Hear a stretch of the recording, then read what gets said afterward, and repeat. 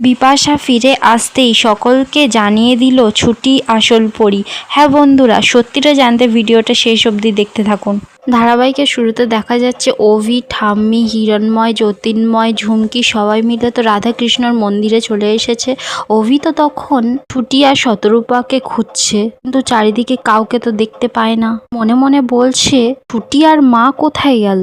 অভি তো তখন ছুটি আর শতরূপাকে খুঁজে খুঁজে মন্দিরের বাইরে চলে আসে। অভির নাকে তো একটা স্মেল আসে, সেটা শুকতে তো অভি এবার খুঁজে খুঁজে যায়। এদিকে ছুটি আর শতরূপা তো তালের বড়া বানাবে বলে কিছু তোড়জোড় করছে। অভি তো খুঁজতে খুঁজতে এদিকে চলে আসে, দেখতে পায় শতরূপা আর ছুটি তাল নারকেল ছাড়াচ্ছে। অভি তো ছুটিকে দেখে বলে, এ কি, তুমি ডাকুর মতো সেজে আছো কেন? শতরূপা তখন বলছে, তাহলে তোর কি কি ছুটি ছাড়া এক পা এগোতে পারছিস না? অভি তো তখন বলছে, জিজ্ঞাসা করব না, কে আবার কে কি বলে গেছে সেটা নিয়ে মাথা খারাপ হয়ে যাচ্ছে। তখন আবার আগুন টাগুনের সামনে এসব করার কি দরকার ওর? ছুটি তো তখন এবার ইশারায় অভিকে যেতে বলে এখান থেকে। অভি তো কিছুই বুঝতে পারে না আর বলে, মানে কি, বাংলা ভাষায় কথা বলো, সব কি মুখে চাপা দিয়ে আছো, সব মুখ থেকে সরাও, এরকম ডাকুর মতো সেজে আছো কেন? শতরূপা তখন বলছে, তাতে তোর কি, ও ঠাকুরের রান্না করছে তাই মুখ বন্ধ করে রান্না করছে। অভি তো তখন বলছে, দিকে ভালো হয়েছে, ও যা বাচাল মেয়ে, সারাদিন ধরে যা বকবক করে, আমি যা খুশি তাই বলবো, আর রিপ্লাইও দিতে পারবে না। ভালো হয়েছে, কিন্তু আমার কিন্তু ভাল লেগেছে। তো রূপা তখন বলে, তোরা যা খুশি তাই কর, আমি ঠাম্মির কাছে যাই। এই বলে তো শতরূপা ওখান থেকে চলে যায়। এদিকে ছুটি তো ঠাকুরের জন্য ভোগ বানানোর জন্য সবকিছু রেডি করছে। অভি তো সেখানে উকি মেরে মেরে দেখছে। ছুটি তো এবার তালের নদ নিয়ে তার কপালে মাথায় লাগিয়ে দেয়। অভি তো তখন সেটা মুছতে যায়, ছুটি তো কিছুতেই মুছতে দেয় না। অভি তখন বলছে, আরে বাবা, আমি এটা মুছে দিচ্ছি, তো আর পুজোয় হাত দিচ্ছি না। এই তো অভি আস্তে আস্তে করে ছুটির কপালটা ভালো করে মুছে দেয়। অভি তো এবার মুছে টুছে ছুটিকে বলছে, জানেন একটা কথা বলবো, বিপাশা আন্টিও না তালের বড়া খেতে খুব ভালোবাসতো, উনি নিজেও খুব ভালো করে বানাতেন।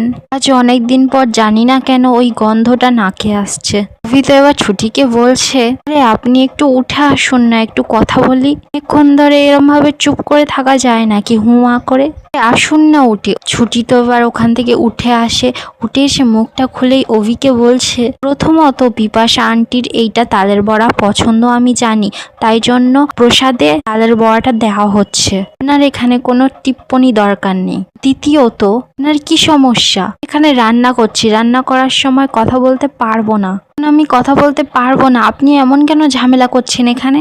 তো তখন বলছে, ঠিক আছে ঠিক আছে, খালি সুযোগ পেলেই কথা শোনানোর, আমি বুঝি না, যেন একটা কি পুজোর দায়িত্ব নিয়েছে, যেন মাথা কিনে নিয়েছে। দিকে তো দেখা যাচ্ছে ঝুমকি এবার উকি মেরে মেরে দেখছে ছুটি আর অভিকে তালের বড়া করতে। তো মনে মনে বলছে, খালি পেটে তার ওপর আবার তালের বড়া, দেখে থাকা যায়, একটাও ঝাড়বো না আমি। ঝুমকি তো এবার যখনই তালের বড়াটা নিতে যাবে, ছুটি তো এসে হাতটা ধরে। ছুটি তো এবার ঝুমকিকে বলছে, আমি জানতাম বড়া চুরি হবে, তোর লজ্জা করে না রে, তুই বড়া চুরি করে খাচ্ছিলিস?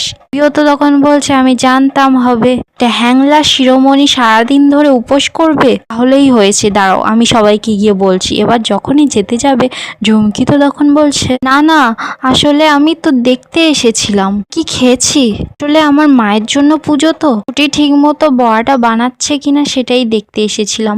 অভি, তুমি সবসময় আমাকে ভুল বোঝো। ছুটি তো তখন ঝুমকিকে বলছে, এক দেব, পুজোর ওখানে যা, সবাই ওখানে আছে, আর মন দিয়ে পুজোটা কর, পুজোটা তোর মায়ের জন্যই করা হচ্ছে। ছুটি তো এবার ঝুমকিকে বলছে, যা এখান থেকে। ঝুমকি তখন বলছে, ঠিক আছে যাচ্ছি, অত শেখাতে হবে না আমাকে। ঝুমকি তো আর কি করবে, এবার সাইডে গিয়ে কোনো দোকানে ফোন করে আর বলে, 1 প্লেট চিকেন বিরিয়ানি দিয়ে যাবেন, হ্যাঁ, আর এসে আমাকে ফোন করবেন। ঝুমকি তো এবার ফোনটা রেখেই মনে মনে বলছে, উফ, আর সহ্য করা সম্ভব নয়, এলেই মাত্রে বাড়িতে বসে বসে খেয়ে নেব। কিছুক্ষণ পর দেখা যাচ্ছে ছুটি আর সবাই মিলে তো রাধাকৃষ্ণ মন্দিরে পুজো করছে আর গান গাইছে। এদিকে বাসাও তো হাঁটতে হাঁটতে আসছে, এদিকে তো ঝুমকি পুজো করতে করতেও তার খিদের কথা মনে উঠছে আর মনে মনে বলছে বিরিয়ানিটা কখন আসবে, যে সহ্য হচ্ছে না। এদিকে তো বিপাশা গান শুনে শুনে মন্দিরের কাছেই আসছে। বিপাশা তো গান শুনেই রাস্তার মধ্যে নাচতে আর গাইতে শুরু করে দিয়েছে।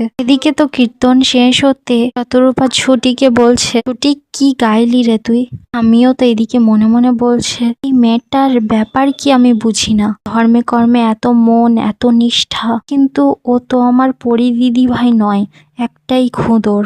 তখনই তো এবার ঝুমকির ফোনে সেই দোকানদারের ফোন আসে। ঝুমকি তো খাবারটা নিতে বাইরে চলে যায়। এদিকে শতরূপা ছুটিকে বলছে ফুলটা নিয়ে আয় না। তখন বলছে ঠিক আছে, চন্দনটা বেটে নিয়ে আসছি। অপরদিকে দেখা যাচ্ছে ঝুমকি তো খাবারটা নিয়ে নিয়েছে। খাবারটা নিয়েই তো গাড়ির ভেতর চলে যায় খেতে। তখনই দেখা যাচ্ছে ছুটি সেখানে আসছে। ছুটি তো এবার গাড়ির কাছে এসেই দেখে ঝুমকি তো চিকেন বিরিয়ানি খাচ্ছে। দেখেই তো অবাক হয়ে যায় আর বলে ঝুমকি। ঝুমকি তো চমকে যায় ছুটিকে দেখে। এদিকে তো হিরণময়ও বাইরে আসছিল। এদিকে তো ঝুমকি চিকেন বিরিয়ানি খাচ্ছিল। ছুটি সেটা দেখে ঝুমকিকে বলছে চিকেন বিরিয়ানি খাচ্ছিস, তখন তালের বড়া আর এখন চিকেন বিরিয়ানি, ভিতরে পুজো হচ্ছে তুই এই করছিস? ছি ছি ছি, তুই পুরো সীমাটাই হারিয়ে গেছিস। একবার হিরণময় আঙ্কেল জানতে পারলে কি হবে ভেবে দেখেছিস? তখনই তো দেখা যাচ্ছে হিরণময়ও তো এবার ঝুমকিকে দেখে নেয় আর মনে মনে বলছে ওরি আজকের দিনেও এমন কাণ্ড করলো, আজকের ওর মায়ের জন্মদিনে। ঝুমকি তো তখন এবার মনে মনে বলছে আরে এর সামনেও কেস খেয়ে গেলাম না, এক্ষুনি আমার জবরদস্ত একটা নাটক করতে হবে, মনের রাগ যার চোখের জল দেবে তার। ঝুমকি তো এই বলে হিরণময়ের কাছে যায়। ঝুমকি তো এবার হিরণময়ের কাছে এসে নাটক করতে করতে বলছে বাবা আমি বুঝতে পারছি তুমি আমাকে খুব খারাপ ভাবছো, কিন্তু আসল কথা হচ্ছে ওই আশ্রয় বাড়িতে তো আমরা অর্ধেক দিন না খেয়ে থাকতাম, খেতে পেতাম না ঠিক মতো, তাই আমার না খেয়ে থেকে থেকে পেটে একটা সমস্যা হয়ে গেছে। তার বলেছে শিক্ষণ না খেয়ে থাকলে এবারে যখনই কিছু বলতে যাবে ছুটি তখন বলছে এই একদম মিথ্যে কথা বলবি না আশ্রয় বাড়ির নামে। এমন একটা দিন যায়নি যে আশ্রয় বাড়িতে আমরা না খেয়ে থেকেছি। তখন তো সেখানে এবার ঈশা চলে আসে ঝুমকির পরে কথা বলতে। ঈশা তো ছুটিকে বলছে ছুটি একদম তুমি চুপ করো, আর হিরণময়কে বলছে আসলে আঙ্কেল কি হয়েছিল বলতো, ঝুমকির না পরীর না প্রেশার ফল করছিল, সুগারটাও ফল করছিল, কাউকে বলেনি আমাকে বলেছিল। হিরণময় তো তখন বলছে আমি তোমাদের কাছ থেকে কোনো কৈফিয়ত চাইছি না, ও যে খেয়ে ফেলেছে আমি কিছু মনেও করছি না, কিন্তু কাজটাও ও না বলে করেছে, তাই আমি খুবই আহত হয়েছি, চলো আমরা মন্দিরে যাই। আজকে মনে হয় না যে পুজোটা দেওয়া যাবে, ক্যান্সেল করতে হবে মনে হয়, পুজোটা খেয়ে ফেলেছে আর তো পুজো দেওয়া যায় না। হিরণময় তো এবার ওখান থেকে চলে যায়। ছুটি তখন ঝুমকিকে বলছে 50 বছর পর একটা তিথি এলো, তোর জন্য ক্যান্সেল হয়ে গেল ঝুমকি। দিদি ভাই তুমিও তো ওর সাথ দিলে, কিন্তু কি হলো, পুজোটা কি করতে পারলাম আমরা? ঈশাও তখন তো ছুটিকে বলছে ছুটি একদম কথা বলবে না, চুপ কর। ঝুমকি তো তখন ছুটিকে বলছে হ্যাঁ একদম কথা বলবি না, তুই তোর ওস্তাদি না আমি কিছুতেই মানবো না, আমার বাবার চোখে তুই ছোট করতে চাইছিলিস না। ছুটি তো তখন এবার ঝুমকিকে হাঁক মারে আর বলে চুপকে। তো বিপাশা মন্দিরের কাছাকাছি চলে এসছে। তন্ময়ও তো সামনাসামনি আসছিল, দুজনে পাশাপাশি থেকে চলে যায়, কেউ কিন্তু কাউকে চিনতেও পারে না বুঝতেও পারে না। এদিকে তো ছুটি ঝুমকিকে বলছে লজ্জা করে না তোর? কি ভেবেছিলিস তুই লুকিয়ে লুকিয়ে চিকেন বিরিয়ানি খাবি আর পুজো দিবি? তুই সবার বিশ্বাসে আঘাত করতিস ঝুমকি, একটা বিশ্বাসের পুজো, একজন মা ফিরে আসার পুজো, আর এই পুজোতে তুই বেয়াদবি করবি, আমি কিন্তু মেনে নেব না ঝুমকি। এদিকে তো বিপাশা এবার ছুটিদের কাছাকাছি আসে, কিন্তু ছুটি তো কেউ কিছু বুঝতে পারে না, ঝুমকির সাথে কথা বলতে বকতে ব্যস্ত থাকে। কিছুক্ষণ পর দেখা যাচ্ছে সবাই তো আবার মন্দিরে চলে এসেছে। শতরূপা তো ঝুমকিকে বলছে কি ধরনের আচরণ ঝুমকি, দাদা কতটা কষ্ট পেয়েছে তুমি জানো? আমি তখন ঝুমকিকে বলছে এটা তুমি কেন করলে পরিমা? তুই তখন বলছে একটু আগে তো তালের বড়াও চুরি করার চেষ্টা করেছিল। তো সব সময় ঝুমকির হয়ে কথা বলে। তখন তো বলছে ঈশা অভিকে ঈদে তো তুইও সহ্য করতে পারিস না, অভি তো একটু শরীর খারাপ হয়ে পড়েছিল। তুই তখন বলছে তাহলে তো পুজোটা এই তিথিটা 50 বছরেও আসেনি, তাহলে কি পুজোটা বাতিল করে দেওয়া হবে? এখানেই আজকের এপিসোডটা শেষ হয়ে যায়। আপনাদের কি মনে হয় বিপাশার জন্মদিনে কি পুজোটা বন্ধ হয়ে যাবে? ছুটি করাতে পারবে? কমেন্টে আপনাদের মতামতটা অবশ্যই জানাবেন। ভিডিওটা ভালো লাগলে একটি লাইক করে সাবস্ক্রাইব করে যাবেন।